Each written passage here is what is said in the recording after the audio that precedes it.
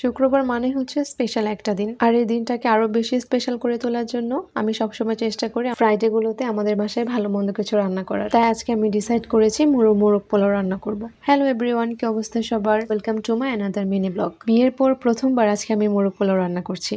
এর আগে কখনোই এটা আমার ট্রাই করা হয়নি। রান্না করার জন্য প্রথমে একটি কড়াইয়ে খানিকটা তেল নিয়ে পেঁয়াজ বেরেস্তা করে নিয়েছি। আর এখানে মাংসটা আমি অনেকক্ষণ যাবত মেরিনেট করে রেখেছিলাম। যে কোনো রান্নায় মাংসটা মেরিনেট করে রাখলে না রান্নার স্বাদটা আরো দ্বিগুণ হয়ে যায়। আমি এখানে হাফ ঘন্টার মতো মেরিনেট করে রেখেছিলাম। রান্নায় আমি ঘি ইউজ করেছি। ঘিটা ইউজ করলে হয় কি, রান্নার স্মেলটা যেমন সুন্দর আসে, রান্নার টেস্টটাও ভালো হয়। এখানে আছে টক দই, শুকনো মরিচের গুঁড়া, আদা বাটা, রসুন বাটা, জিরা বাটা, গরম মশলার গুঁড়া, সবকিছু দিয়ে আমি এটা মেরিনেট করে রেখেছিলাম। আর যে তেলে আমি পেঁয়াজটা বেরেস্তা করেছি ওই তেলে মাংসটা আমি রান্না করে নিব। এরপর দিয়ে দিয়েছি বাদাম বাটা। আমি এখানে কাঠবাদামটা নিয়েছি, দিয়েছি গুঁড়া দুধ। এরপর পেঁয়াজ বেরেস্তা আর কিশমিশ দিয়ে আমি মাংসটা নামিয়ে নিয়েছি। আসলে ফার্স্ট টাইম রান্না করব তো জানি না আসলে কেমন হবে।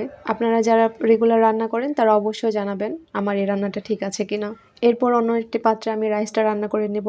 এখানে আমি তেলের সাথে অল্প একটু ঘি ইউজ করেছি। এরপর সবকিছু দিয়ে আমি চালটা নেড়ে চেড়ে নিয়েছি। আর এরপর আমি ইউজ করেছি পানি আর সাথে 1 কাপ পরিমাণ দুধ। এই ধরনের খাবার যদি আমি খেতে পারি না, তবুও রান্না করতে আমার ভীষণ ভালো লাগে। বাসার সবাই যখন আমার রান্নাটা তৃপ্তি করে খায়, দেখতে আসলে ভালোই লাগে। যাই হোক, এরপর আমি রাইসের উপর মাংসটা দিয়ে দিলাম। এরপর মাংসের ঝোলটা আমি অ্যাড করেছি। অর্ধেকটা ঝোল আমি প্রথমে অ্যাড করেছি, রাইসের সাথে অ্যাড করে মাখিয়ে নিয়েছি আর কি। দেন আবার বাকিটুকু অ্যাড করেছি। মোরগ পোলাওর কালারটা ভালোই এসেছে, দেখে মনে হচ্ছে খুব মজা হবে।